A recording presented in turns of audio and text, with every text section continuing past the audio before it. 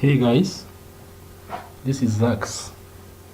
Today I want to give you a walkthrough of Android Studio 3.0.1. So this is the homepage of the Android Studio. As you can see, the version is 3.0.1. By your left over here is the list. This is where the list of all the projects you have created before are shown, so you can easily click on anyone here and it's going to take you into the project files, and you can delete it by clicking on this X file that is indicated over here. That's what this area is about. Then coming to this menu files, over here is start a new project. If you want to start a new project, this is where you click on, and it takes you to where you are supposed to fill all the information about your project. The second option here, open an existing Android Studio project. This works if you already have a project you are working on your system.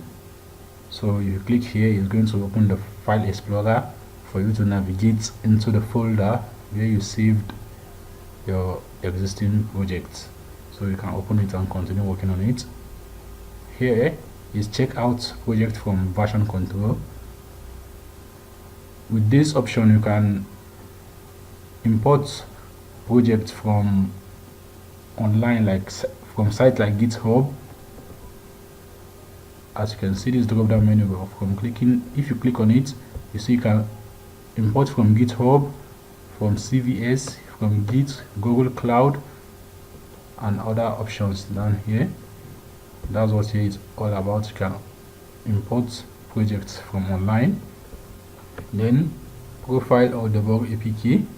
You can upload your own APK file from here and debug it if there's an error inside. Then import project.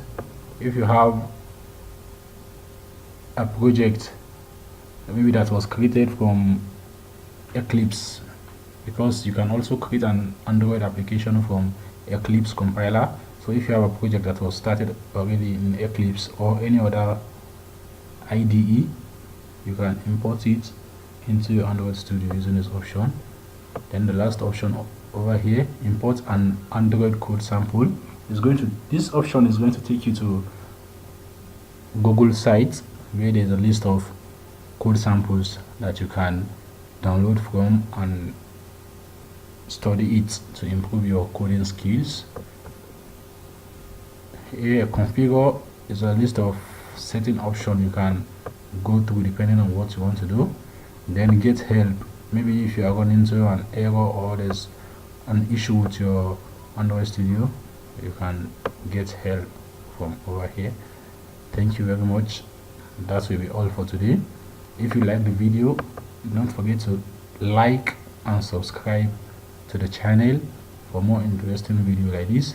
In the next video, I'm going to take you into each of the menus and explain in detail what the functions they perform. Thank you very much.